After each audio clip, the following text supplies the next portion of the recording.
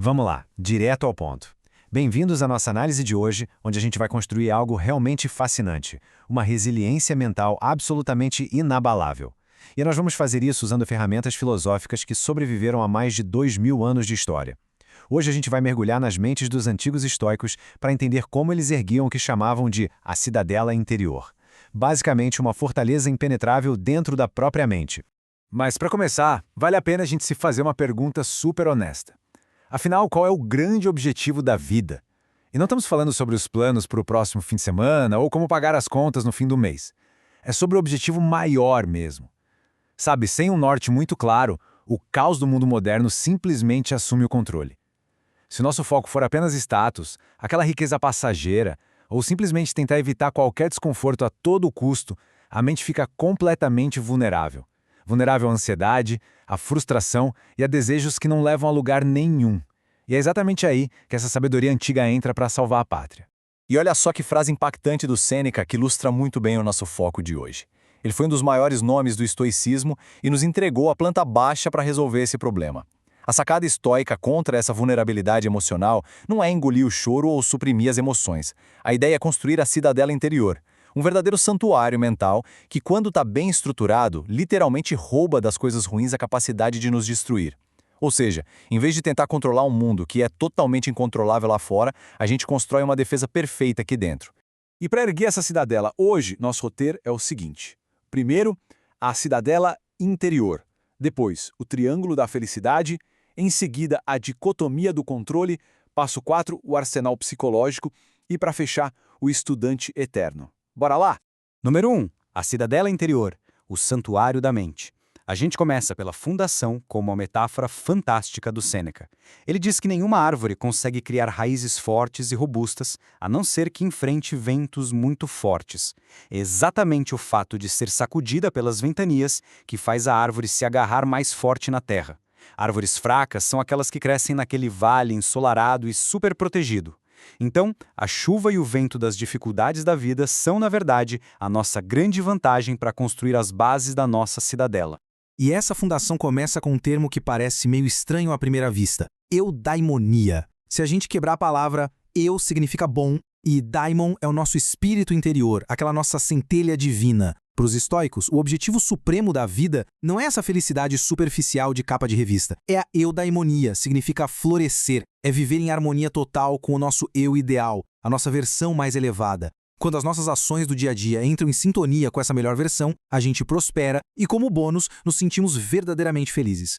Mas na prática, como a gente alcança essa tal de eudaimonia? Pensa num vão, uma lacuna gigante entre quem a gente é agora e o nosso eu ideal. Os estoicos chamam a ação de fechar esse buraco de arete, que a gente pode traduzir como virtude ou excelência. Arete é o esforço de dar o nosso melhor a cada segundo. Porque, olha, é exatamente na escuridão dessa lacuna que coisas péssimas como o arrependimento e a ansiedade se escondem. Fechar esse vão é, na prática, acender as luzes da nossa cidadela. Número 2. O triângulo da felicidade, o projeto da alegria. Agora que a gente já tem a fundação pronta, baseada na areté, é hora de levantar as colunas principais e entender a estrutura que sustenta tudo isso.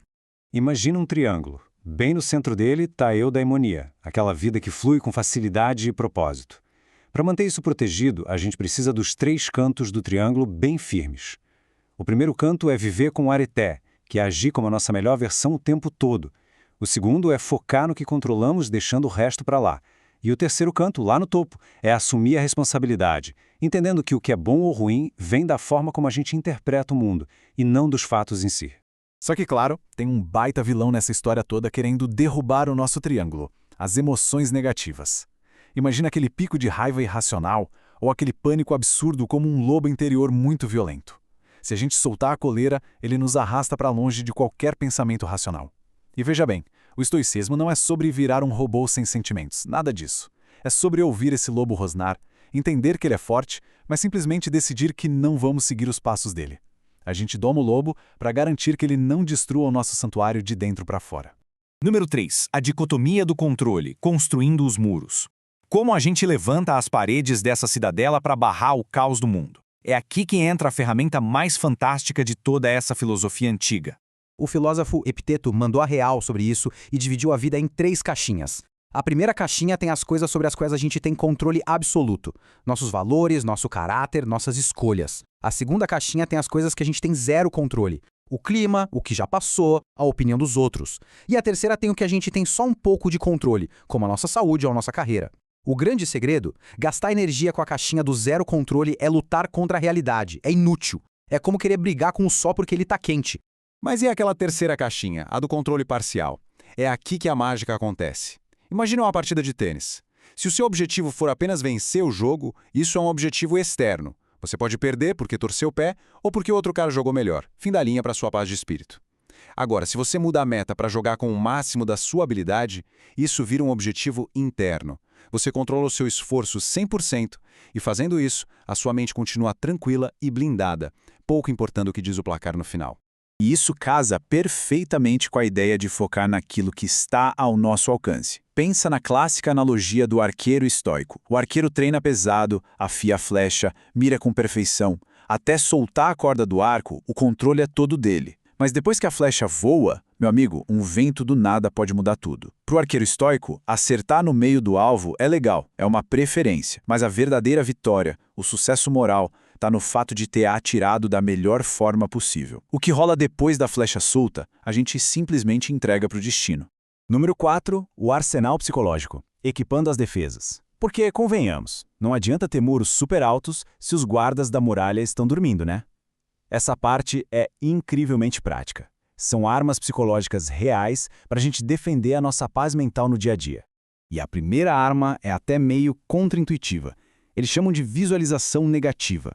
A ideia é que quando tudo está calmo e tranquilo, a gente precisa exercitar a mente para o caos. É tirar um tempinho para imaginar de um jeito bem controlado, a gente perdendo as coisas que mais ama. E por que alguém faria isso? Porque quebra a tal da adaptação hedônica, que é aquele péssimo hábito de parar de dar valor para o que a gente já tem. Quando a gente lembra que tudo é passageiro, a gente cria uma vacina mental contra os baques da vida e passa a sentir uma gratidão gigante pelo agora. A segunda tática é a nossa rotina matinal. Marco Aurélio adorava fazer isso. A ideia é ensaiar o dia logo cedo. A gente acorda e já mentaliza que hoje, sem dúvida, vamos esbarrar com gente folgada, chata e egoísta. É batata. Mas como a gente já previu isso, quando acontecer, ninguém perde a cabeça. Se perguntar todo dia de manhã o que falta para manter a mente racional e livre de dor de cabeça, é como vestir a nossa armadura antes mesmo de pisar fora do quarto. E aqui tem uma sacada genial sobre como carregar essas armas por aí. Marco Aurélio falava que a gente não pode ser igual a um gladiador que derruba a espada no chão e tem que ficar procurando a arma desesperado para voltar a lutar. A gente tem que agir como um boxeador. Boxeador não precisa procurar arma nenhuma. As mãos dele já estão ali sempre prontas para a luta na mesma hora. Os conceitos de controle e virtude têm que estar tão colados na nossa cabeça que a gente reaja aos golpes da vida no puro instinto. E chegamos à nossa última etapa, número 5. O estudante eterno, mantendo a fortaleza. Porque uma estrutura gigantesca sem manutenção, uma hora vira poeira. O único jeito de continuar forte nessa jornada mental é assumir a postura de um estudante que nunca para de aprender e observar o próprio comportamento. Sabe aquele mito de que a filosofia estoica transforma as pessoas em pedras de gelo super frias e tristes? É literalmente o oposto. O alvo principal de tudo isso é uma alegria profunda e duradoura. Sêneca descrevia isso como uma alegria que não treme por nada. Depois que a cidadela está à prova de furacões irracionais, sobra muito espaço para a gente curtir de verdade o que eles chamam de festival da vida.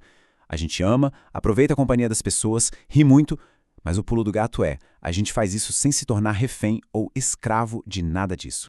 E nessa visão de mundo que deixa a mente inquebrável, não existem mais contratempos. Existe só treinamento. Aquela fechada no trânsito, a chuva no fim de semana ou o projeto que afundou, nada disso é um muro bloqueando o caminho. É só mais uma pedra de mármore que a vida jogou no nosso colo para a gente esculpe. É a desculpa perfeita para treinar paciência e coragem.